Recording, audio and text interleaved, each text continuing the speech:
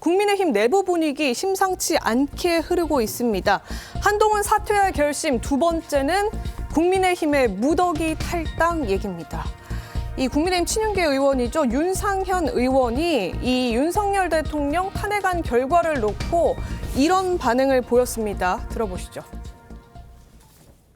정말로 받아들일 수 없는 대통령 탄핵 소추안. 이런 탄핵 소추안에 우리 당에서 많은 반란표가 나왔다는 사실에 정말로 절망감을 느낍니다. 같은 밥을 먹었던, 한솥밥을 먹었던 국회의원으로서 기본적인 사실관계에 대한 진상규명을 하는 게 최소한의 의리다. 당이 분열의 기로에 있습니다. 어제 오전 국민의힘 의원들 단체 채팅방이 있습니다. 채팅방 상황이 정말로 살벌했다고 하는데 화면 함께 보겠습니다. 15일 오전 국민의힘 의원 단체 대화방에 나왔던 대화들입니다. 자해 정치하는 이재명과 민주당 부역자들 덜어내자라고 얘기를 했고요. 108명 숫자는 이제 의미가 없다. 죄송합니다.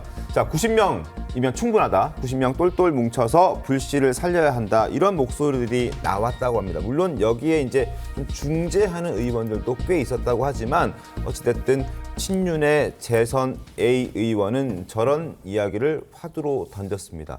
그래서 어떻게든 색출해내자라고 얘기하면서 지금 조금 분열을 넘어서는 분당까지 가는 것 아니냐, 이런 우려의 목소리도 나오고 있습니다. 그러나 조금 전 저희가 김재원 전 최고위원과 통화 연결했듯이 사실 국민의힘 내부에서는 8년 전에 기억이 있기 때문에 거기까지 가는 것에 대해서는 굉장히 부정적인 의견들도 상당히 많은 것으로 전해지고 있습니다. 최병우 의원님, 일단 이 문제를 어쨌든 분당이라는 걸로 해결하고 싶어 하지는 않지 않겠습니까?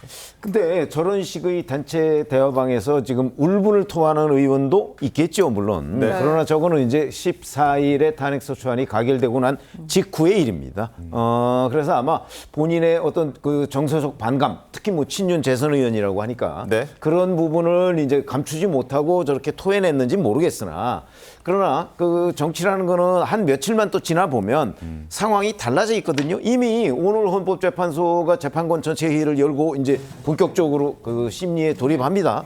자, 이렇게 되면 또 상황은 이제 헌법재판소 국면으로 넘어가요. 과거 8년 전에 박근혜 대통령 탄핵 때도 보면 이제 수사와 그 헌재 심리가 그 병행해서 가게 됩니다. 네. 근데 이번의 경우에는 여기에다가 또 이재명 대표에 대한 서울고등법원 대법원 그 재판도 또 한 트랙으로 굴러갑니다. 이렇게 되기 때문에 제가 보기에는 국민의힘이든 민주당이든 어느 한쪽에 완전히 절망적인 상황은 저는 아니라고 보기 때문에 네. 친윤 의원들이 저렇게 지금 뭐 울분을 토하는 것이 이 그 당의 미래를 위해서 과연 바람직한가 하는 것도 저는 굉장히 회의적이고 그렇기 때문에 아마 그 권성동 원내대표도 이제 친윤에서 멀어진 쪽에 속한 사람이잖아요. 네. 그러니까 이 당을 예를 들어서 그 한동훈 대표가 물러간다고 해서 이제 완전히 친윤계가 접수해서 자, 우리의 세상이다, 과거처럼 그렇게 했을 경우에는 국민의힘은 또다시 국민들로부터 이제 그 외면을 받을 가능성이 대단히 높죠.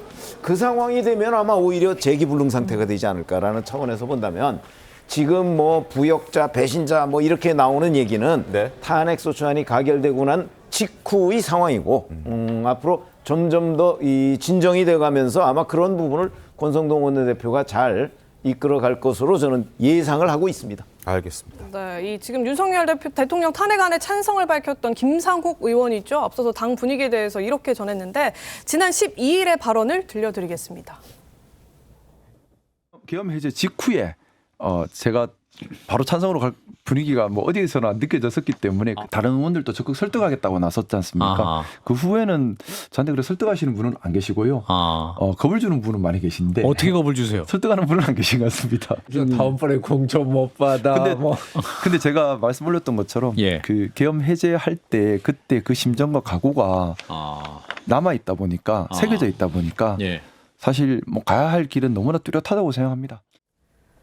네, 이 국민의힘 여당은 8년 전에도 분당 사태를 겪었는데 그 당시에는 이제 자발적으로 탈당을 해서 이제 당을 만든 형태였고요. 그렇죠. 지금은 이제 탄핵안이 찬성했던 의원들 너네 나가라 이런 분위기가 형성된다고 합니다.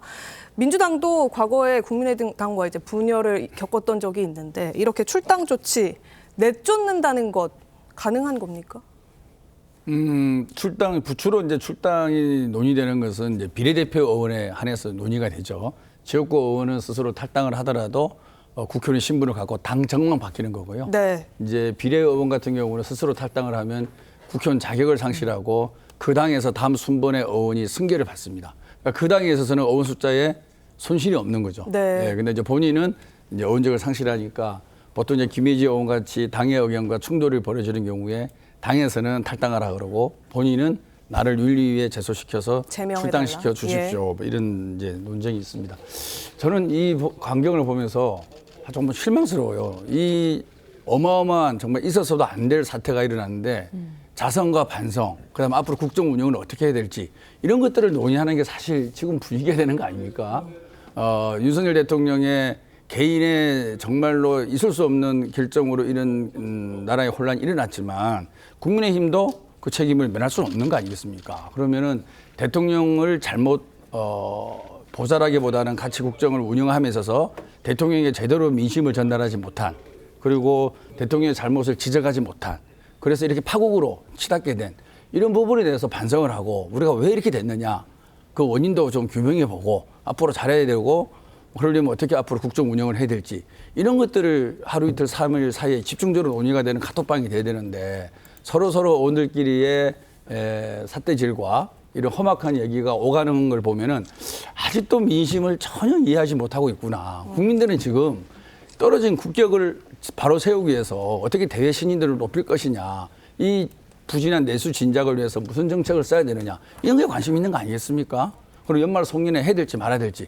이런 데 관심 있는 게 국민들의 지금 마음이에요. 절박합니다. 그리고 정말 하루라도 이 불안한 대통령을 더 이상 놔둬서는 안 된다. 대통령 직무 정지해달라. 그래서 국회가 직무 정지한 거 아닙니까? 네. 그럼 이후로 우리가 나라를 어떻게 세우고 국민들의 마음을 읽어서 어떤 정책으로 경제를 살리고 떨어진 대외 신인들을 회복할 것인가. 그리고 외교관계에 흐트러진 걸 어떻게 바로잡을 것인가. 이거를 조금이라도 논의를 해야 되는데 이런 얘기는 전혀 안 나와요. 그러니까 국민의힘은 그냥 내부의 서로 간의 이견에만 몰입이 돼 있고 국민은 안중이 없는 것 같습니다. 그래서 그런 걸 보면은 정말 우리 민주당과 이제 파트너잖아요. 좀 빨리 이 내부의 문제에서 벗어나서 나라를 어떻게 함께 이끌어갈 것인가 그런 알겠습니다. 부분에서 좀 대화를 제의하고 우리의 대화 제의에 응하는 그러면서 서로가 좀 국민들에게 믿음을 주는 그런 정치권이 되기를 좀 간절히 바랍니다. 알겠습니다. 뭐 설마 국민의힘이 국민에 대한 안중이 없겠습니까? 지금 워낙 시국이 좀 그렇다 보니까 정신이 좀 팔려 민주당의 있다. 주장이죠. 그러니까 그 개인의 김병 의원의 어떤 개인의 주장으로 저희는 생각하도록 하겠습니다.